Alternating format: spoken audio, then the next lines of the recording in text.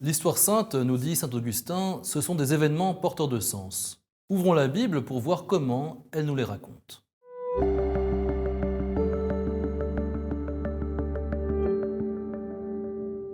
Bienvenue dans cette série de 10 grands récits bibliques.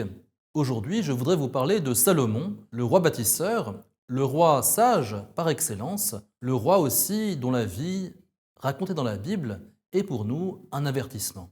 Salomon est le fils de David et de Bethsabée. C'était l'un des nombreux fils de David. David avait eu plusieurs femmes, plusieurs de ses fils auraient bien voulu monter sur le trône à sa suite. Salomon a dû intriguer avec sa mère Bethsabée pour être désigné successeur et acclamé par le peuple. Au début de son règne, le jeune Salomon n'avait pas beaucoup d'avantages par rapport à ses frères qui puissent affermir son trône et son règne. Le jeune Salomon, un jour, s'en allant sacrifier dans la ville de Gabaon, a fait un songe où le Seigneur lui est apparu.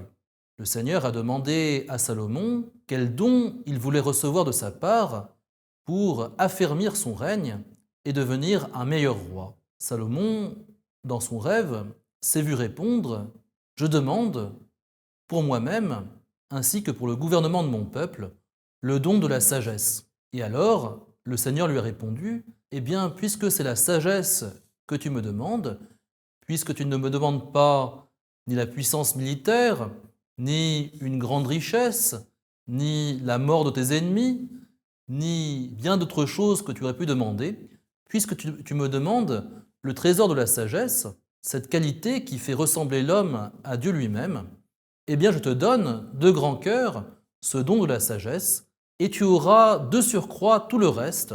Tu auras une grande puissance pour ton royaume, tu auras une grande richesse, un grand prestige, tes ennemis s'écrouleront devant toi, tu seras le roi au règne le plus béni de l'histoire d'Israël. Et ainsi, Salomon a rapidement grandi en sagesse. Le premier exemple de cette sagesse de Salomon, juste après avoir reçu ce don de la sagesse en songe à Gabaon, c'est le fameux épisode du jugement.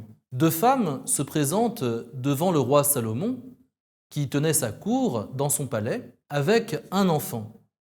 Et chacune des deux mères prétend être la mère de cet enfant. Chacune, effectivement, les voisins peuvent en témoigner, avait accouché d'un petit bébé, mais cependant, l'enfant de l'un d'entre eux est mort dans la nuit. Chacune des femmes prétend être la mère de l'enfant vivant, et personne n'a pu jusque-là les départager. Le roi Salomon, alors, ordonne que l'enfant soit coupé en deux par un de ses gardes, et il propose de donner une moitié de l'enfant à chacune des mères.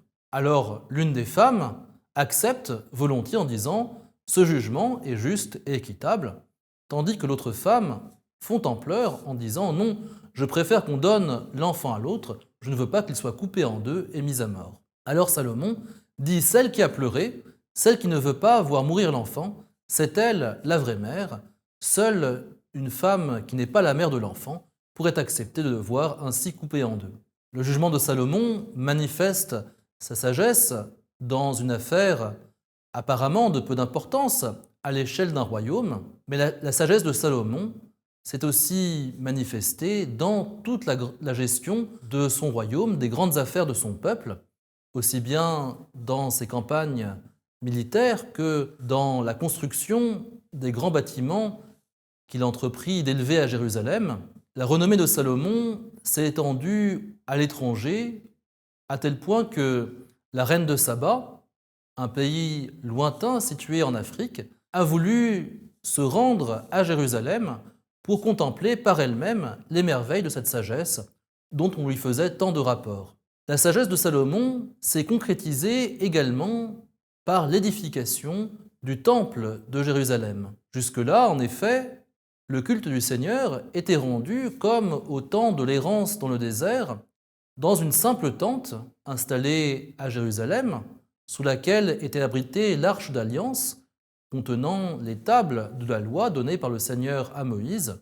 David, le père de Salomon, aurait bien voulu ériger un temple à la gloire du Seigneur, mais Dieu lui-même l'en avait empêché en disant « Ce sera ton successeur, ton fils Salomon, qui édifiera pour moi ce temple. Et le temple que bâtit Salomon pour le Seigneur, c'était la merveille du monde ancien.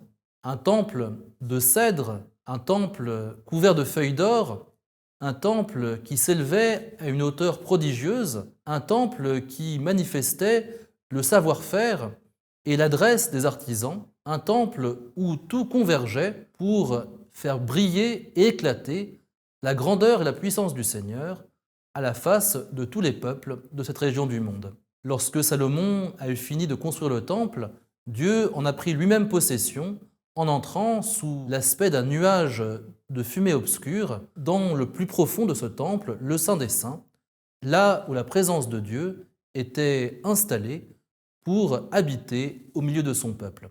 Et cependant, Salomon, aussi sage soit-il, n'a pas été sans ténèbres, sans ombre à la fin de son règne.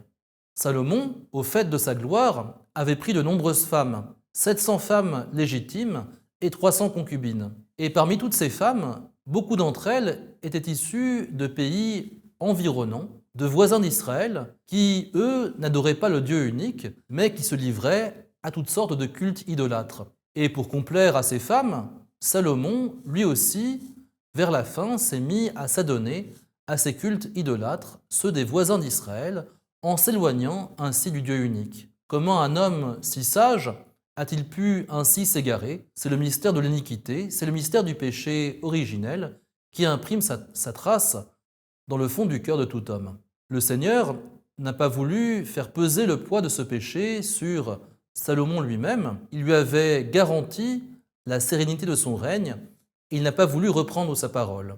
Et cependant, à la mort de Salomon, son royaume s'est divisé en deux. Les tribus du sud du royaume sont restées fidèles à la dynastie de Salomon et de son fils Roboam, tandis que les tribus du nord, elles, sont allées de leur propre chemin, créant ainsi deux royaumes, là où auparavant il n'y en avait eu qu'un seul.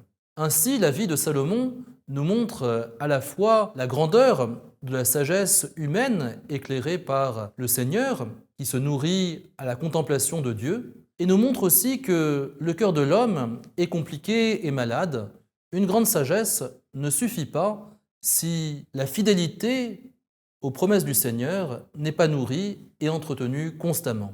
Ce récit de Salomon est un avertissement pour le lecteur de persévérer et de continuer dans la voie de la sagesse que le Seigneur nous ouvre. Merci pour votre attention à ce récit de la sagesse de Salomon et à bientôt pour d'autres récits bibliques.